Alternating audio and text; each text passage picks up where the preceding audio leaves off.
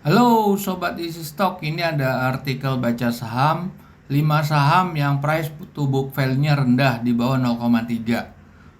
Oke, ini kalau lewat ini ada Soci, Imas, PBRX, Bicip, Unit. Nah, ini kalau kita memakai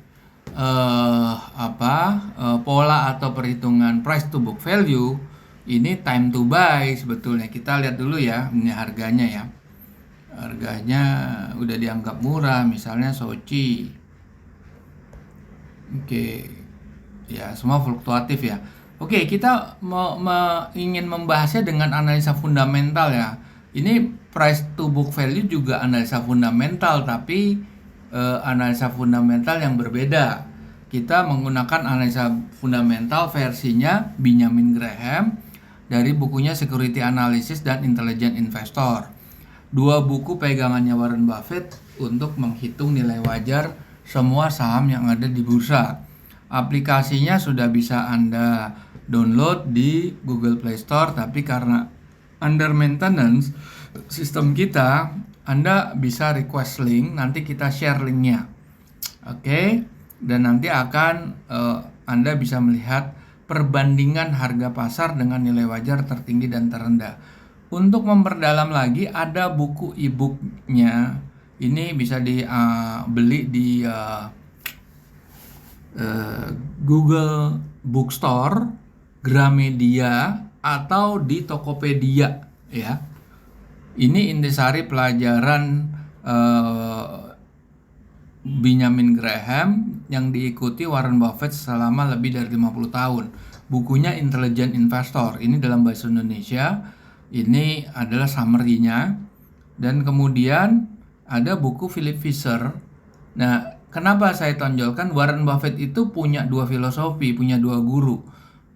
Dia pahamnya tuh 85% menggunakan filosofinya Benjamin Graham, dan 15% Philip Fisher dari bukunya ini nih, Common Stock and Common Profit. Ini ada intisari pelajarannya, dan ini Anda bisa peroleh di Tokopedia, Gramedia online, atau Google Bookstore. Oke, kita langsung masuk ke Easy Stock. Kita akan masuk ke satu Soci ya, Soci. Kalau dia time to buy, kita lihat. Bisa jadi dia bisa, sekarang kan harganya 200 kurang ya, bisa sampai 600-an ya. Bisa sampai 600-an. Nah, coba kalau kita lihat. Sebetulnya pernah kan masuk di 600 ya. Karena sekarang lagi gila aja turunnya. Cuma sabar nggak Anda nunggu? Begitu. Soci ini bisa sampai ke 600-an. Kita buka ya. Nah, di sini persoalannya nih, ini revenue growth-nya 5,5. Sebetulnya untuk pelayaran terlalu tinggi ya. Anda bisa rubah di forecast simulator, rubah menjadi 2,5 aja lah. Oke. 2,5, 543 tetap tinggi ya, tapi dia punya sisi negatifnya, yaitu minus. Kenapa minus? Kita lihat nih, current asetnya dia bisa nutup utang jangka pendeknya, berarti positif atau surplus working capital ya. Tapi utang jangka panjangnya itu yang 3 triliun. Makanya terjadi gap yang tinggi di sini. Dia punya cash flow cuma 400 miliar. Nggak kuat. Sekarang kita lihat financial ratio-nya. Return on equity ini kecil sekali nih. Profit marginnya juga kecil, cuma 4,2. Jadi ya untuk mencapai harga sekitar 500-600, nah ini akan makan waktu lama gitu. Oke, kita lihat lagi setelah Soci apa lagi nih. Imas. Kita lihat Imas ini kan, Imas ini Indomobil sukses makmur, nggak bisa dianalisa. Kenapa? Kita buka nih. Ini kalau saya perusahaan leasing deh nih. Coba company profile-nya apa?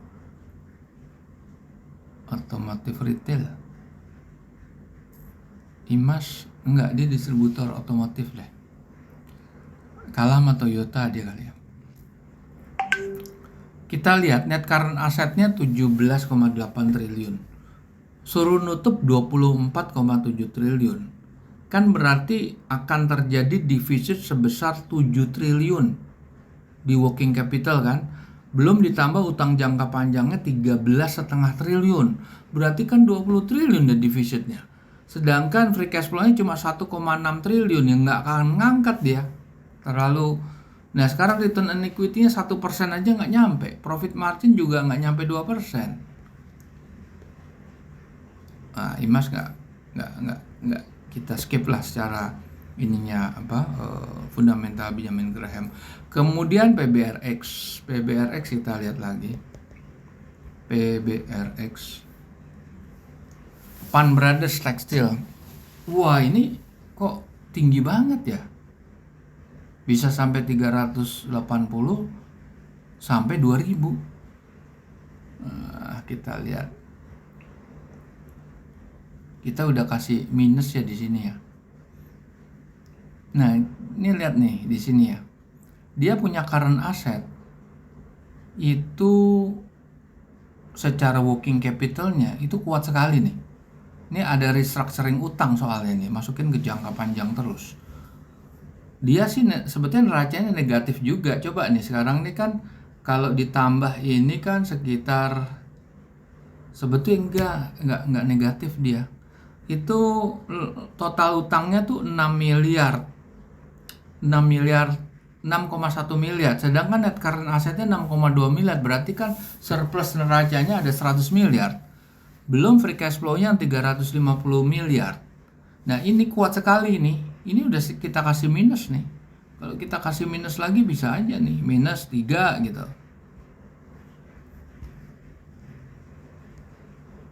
Tetap aja tinggi. Ini harga terlalu rendah sebetulnya. Nah, cuma di sini kalau kita lihat financial ratio-nya, return on equity-nya 1,3 half year. Full year-nya berarti nggak sampai 10%, cuma 3% juga nggak nyampe. Di sini debt equity-nya dia sudah masuk zona merah.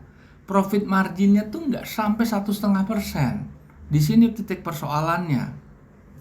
Kalau kenapa kita nggak mau ambil ini? PBRX. Meskipun valuasinya luar biasa sebetulnya.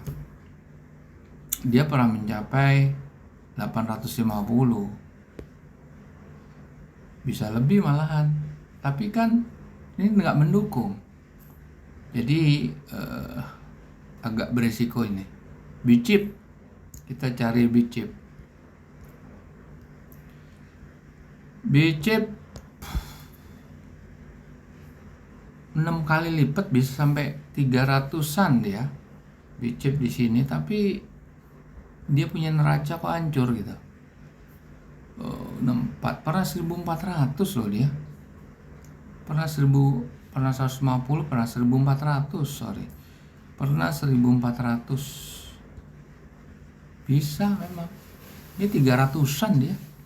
Makanya 6 kali lipat kan. Kita buka laporan keuangan Q1. Growth-nya 2,6. Ini small cap nih.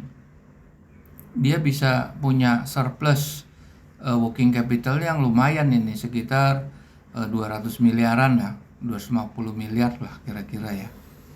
240. Tapi dia akan defisit di neraca.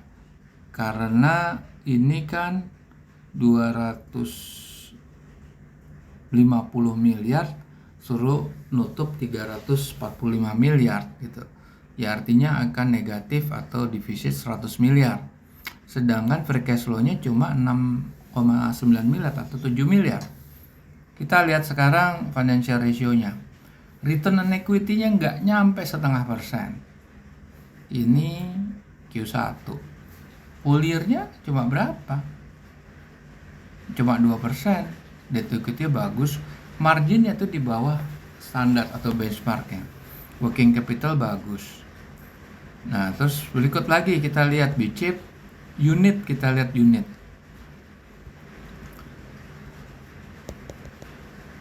unit. Ini wah luar biasa nih, 3 kali lipat. Tapi laporan keuangannya belum keluar, ini masih lama. Ini juga small cap sekali nih, coba volumenya 0 di sini, coba unit ya. Unit ini baru naik, ini kan turunnya habisnya seret 400, coba monthly. Turun habis tanpa ada volume, tiba-tiba naik tinggi volumenya. Ini kan baru hari ini kalau nggak salah naiknya nih unit. Unit baru hari ini naiknya sampai 81%. Coba kita lihat. Nggak hari ini sih, tapi yang dia naiknya luar biasa nih. Luar biasa dia naiknya. Dari angka sekitar 180 jadi 300, naik 2 kali lipat dalam waktu berapa hari. Dalam waktu berapa hari, luar biasa ini. Coba kita lihat. Kita lihat ya, coba.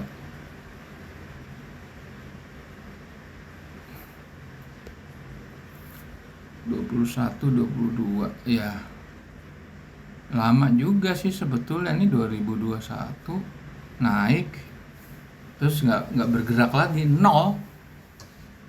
Emang sih kalau di sini dia naiknya luar biasa 81, tapi habis itu nggak pernah bergerak lagi gitu unit.